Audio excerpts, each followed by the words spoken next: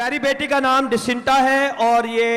जल्दबाजी में सड़क पे चलती हुई गिर गई और इनके पाँव में काफ़ी ज़ोरदार